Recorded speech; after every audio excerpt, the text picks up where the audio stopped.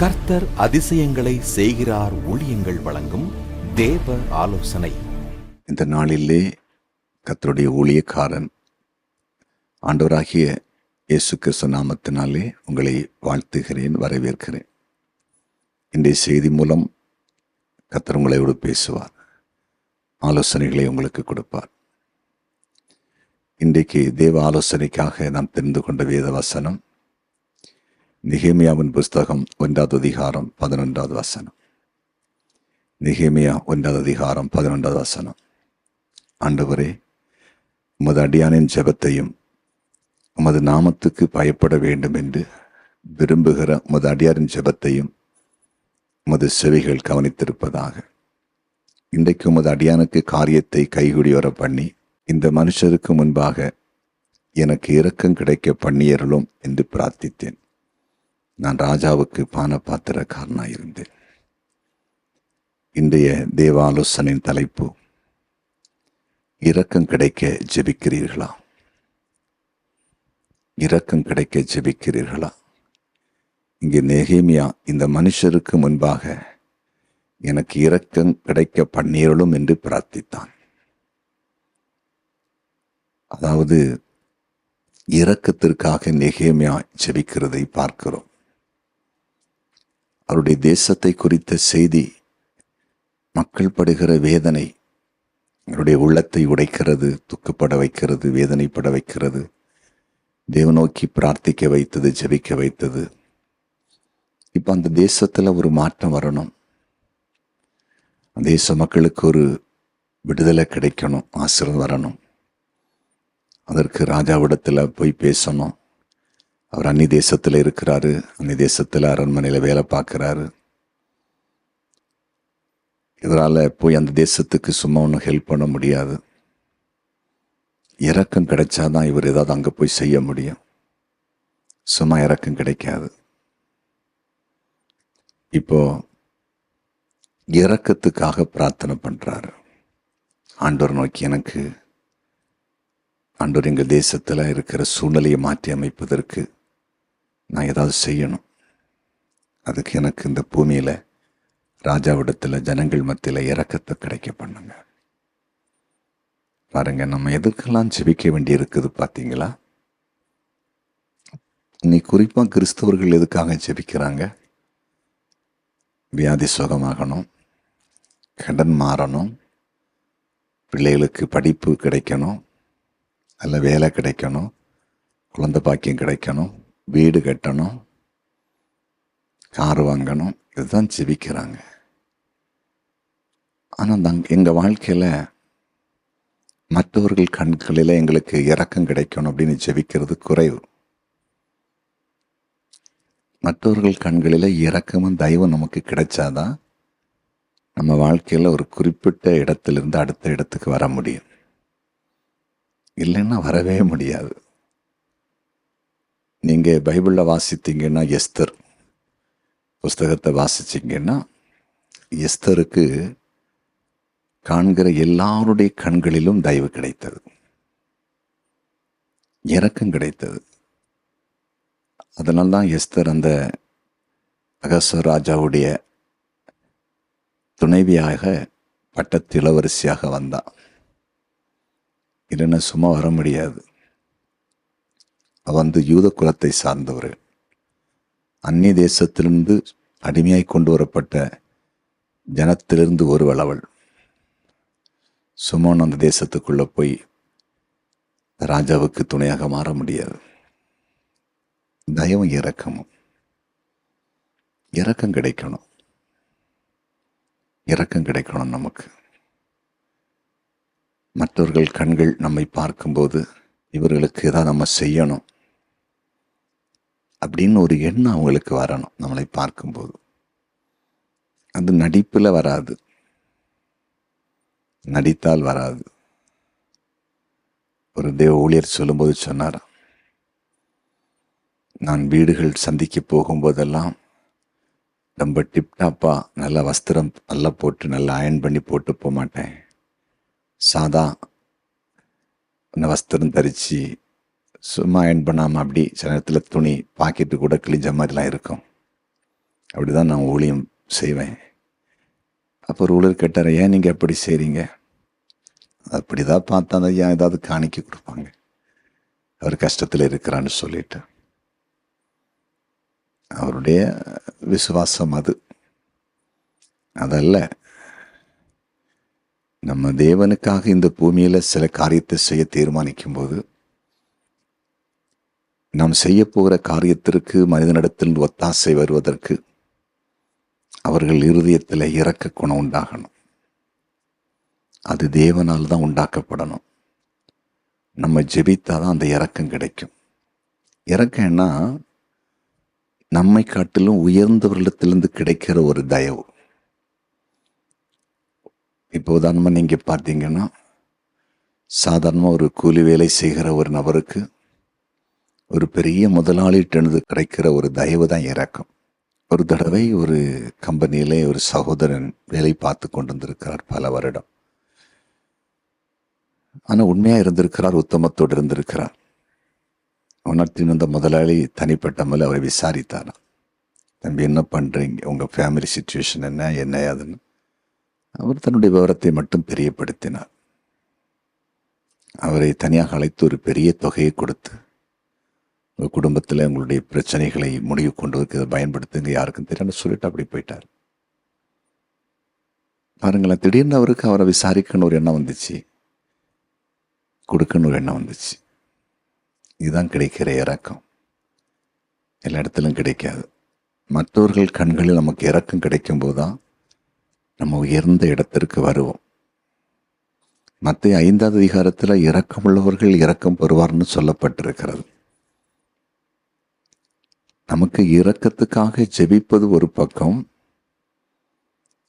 நாம் இரக்கம் காட்ட வேண்டியது மறுபக்கம். நமக்கு இரக்க குணம் இருந்தால் தான் இரக்கமும் கிடைக்கும். சிலருக்கு இரக்க குணமே இருக்காது, அவர்களுக்கு இரக்கம் கிடைப்பதில்லை. ஒரு தடவை ஒரு தேவனுக்காக ஊழியத்திற்கு அழைக்கப்பட்ட ஒரு தேவ மனிதனை நான் சந்தித்தேன். அவர் என்னோடு பேசும்போது, நான் இப்படி ஊழியத்திற்கு கர்த்தரால் அழைக்கப்பட்டேன், இப்படியெல்லாம் கர்த்தர் என்னை வைப்பேன்னு சொன்னார். ஆனால் ஒரு குறிப்பிட்ட வருஷத்தை எனக்கு காண்பித்தார். அந்த வருஷத்தில் ஊழியம் இப்படி மேலே வரும்னு. ஆனால் எதிர்பார்த்த அளவுக்கு ஒன்றும் ஊழியத்தில் இல்லை அப்படின்னு சொல்லிட்டு அவர் சொன்னார், ரொம்ப கஷ்டத்தில் இருக்கிறேன்னு சொன்னார். நான் சொன்னேன், உங்களுக்காக ஜெபிக்கிறேன், கர்த்தர் சொன்ன வார்த்தை கண்டிப்பாக நிறைவேறாமல் இருக்காது, அதற்கு ஏதாவது தடைகள் இருந்தால் நான் ஜெபிக்கிறேன் அப்படின்னு சொன்னேன். அவர்களுக்காக ஜெபிக்கும் போது கர்த்தர் ஒரு காரியத்தை சொன்னார். நான் அவனை ஒரு சபையிலே விசுவாசியாக ஒரு சில வருடங்கள் வைத்திருந்தேன்.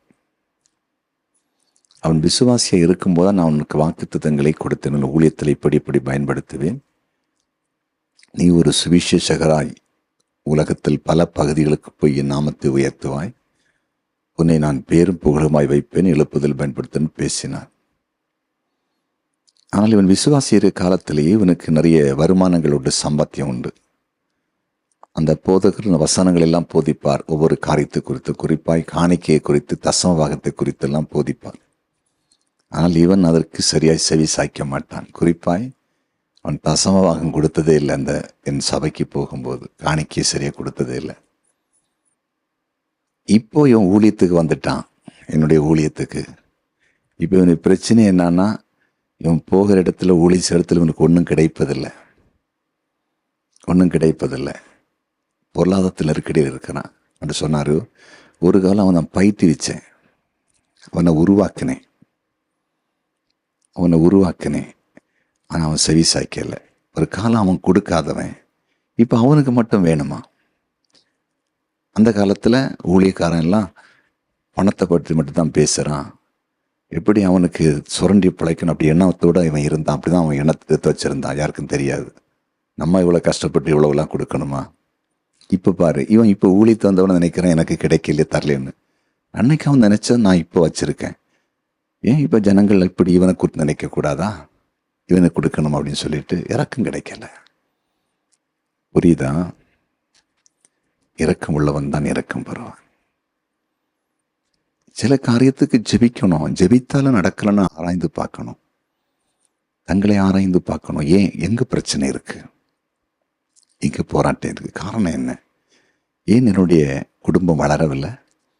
ஏன் என்னுடைய பிசினஸுக்கு இறக்கம் கிடைக்கல? காரணம், எங்க போனாலும் வழி அடைக்கப்படுது. காரணம் என்ன? நாளுக்கு நாள் என் பிசினஸ் கீழே போகுது, நாளுக்கு நாள் என் குடும்பம் கீழே போகுது, நாளுக்கு நாள் என் ஊழியம் கீழே போகுது. காரணம் என்ன? நான் சில வேளையில் இரக்கத்தை பெறுவதற்கு தகுதி இல்லாத நபராக இருக்கிறேன்னா? நான் ஒரு கொடூரமான மனிதனா, கடினமான மனிதனா, கையை திறக்காத மனிதனா, நான் இரக்கம் காட்டாத மனிதனா? யோசித்து பாருங்க. நம்ம ஆராய்ந்து பார்க்கணும். முதல்ல நம்ம வாழ்க்கையை தான் ஆராய்ச்சி பண்ணணும். அதன் பிறகு ஜெபிக்கணும். எல்லா காரியத்துக்கும் ஜெபிக்கணும். ஆண்டவராகிய இயேசு கிறிஸ்து அதிகாலையிலே ஜெபம் பண்றார். இருட்டோடு எழுந்து ஒரு வனாந்தரமான இடத்துல போய் ஜெபம் பண்ணார். எப்படி ஜெபம் பண்ணியிருப்பாரு? ஆண்டவர், இந்த நாள் பிதாவே உம்முடைய சித்தத்தின்படி நான் ஊழியத்தை செய்ய போகிறேன். நான் ஊழியத்துக்கு புறப்பட்டு போகிறேன். நான் போகிற இடமெல்லாம் நீர் கூட இருக்கணும், என் கூட வரணும். நான் யாரை சந்திக்கணுமோ சந்திக்க உதவி செய்யும். எனக்கு எதிரான சக்தியில் எழும்புவார்கள். சாத்தான், பிசாசு எதிரான ஆட்களை எழுப்புவான். என்னை அந்த இடத்துல காப்பாற்றும். எந்த தீமையை அணுகாதபடி என்னை நடத்தும். இன்று இரவு ஊழியத்தை முடிக்கிறது வரையிலும் உம்முடைய கிருபை என் கூட இருக்குன்னு சொல்லி ஜெபம் பண்ணி இருப்பார். அதனால தான் இந்த 3 வருடம் அவருடைய ஊழியத்தில் வந்த பாடுகளில் அவரை ஒன்றும் சேதப்படுத்த முடியலை. அவருடைய ஜெபம், ஏன்னா அவ்வளோ நெருக்கம் வந்துச்சு. நெருக்கத்திலே இரக்கம் கிடைச்சிச்சு, தயவு கிடைச்சிச்சு. அதனால பிதாவுடைய சித்தத்தை செய்து முடிக்கிறாரு. ஜெபம் பண்ணுங்க. காலையில் எழும்பி உட்காந்து ஜெபிங்க. ஆண்டவரே, நான் கடை நடத்துகிறேன், எனக்கு இறக்கம் கிடைக்க பண்ண. நான் ஹோட்டல் நடத்துகிறேன்ப்பா, இறக்கத்தை கொண்டுக்க. மக்கள் என் ஹோட்டலில் வந்து சாப்பிடணும், பிஸ்னஸ் நல்லா நடக்கணும். அது நிமித்தம் நானும் ஆசீர்வதிக்கப்படணும். ஆண்டவரே, நான் ஒரு பிஸ்னஸ் சென்டர் வச்சுருக்கேன். ஆண்டவரே, அந்த இடத்துல மக்கள் வரணும், எனக்கு இறக்கத்தை கிடைக்க பண்ணும். ஆண்டு, நான் ஊழியம் செய்கிறேன். இன்னைக்கு ஆத்த மக்கள் மற்ற இறக்கத்தை தாரும், தயவை தாரும். நான் போகும் இடமெல்லாம் தயவு எனக்கு உண்டாக்கப்படட்டும். ஆண்டவரே, ஒரு புதிய காரியத்தை நான் செய்ய போகிறேன். ஒரு கட்டுமான பணியை செய்ய போகிறேன். ஒரு லைசன்ஸுக்கு நான் முயற்சி பண்ணுறேன். ஆண்டவரே, இன்னும் ஒரு புதிய காரியத்தை நான் ஆரம்பிக்க இருக்கிறேன்.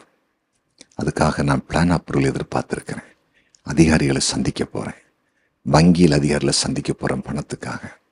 ஆண்டவரே, எனக்கு தயவு இறக்கமும் கிடைக்க பண்ணும்.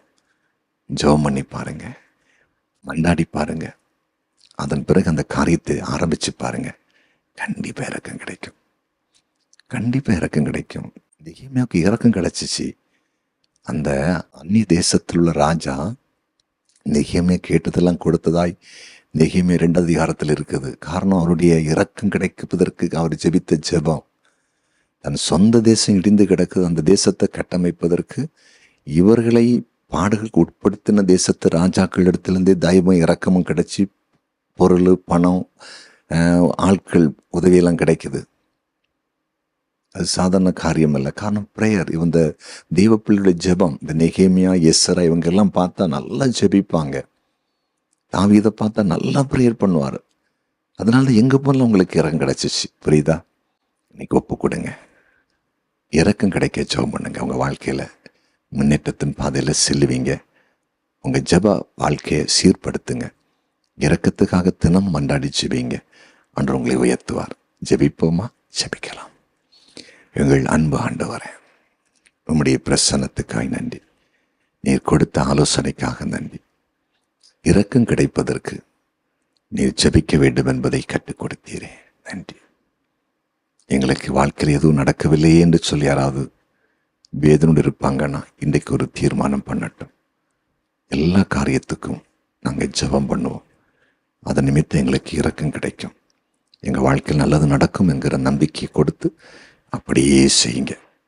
எல்லாருக்கும் இரக்கம் கிடைக்கட்டும். சாட்சிய வைங்க. இயேசுவின் நாமத்தில் பிதாவே, ஆமென், ஆமென்.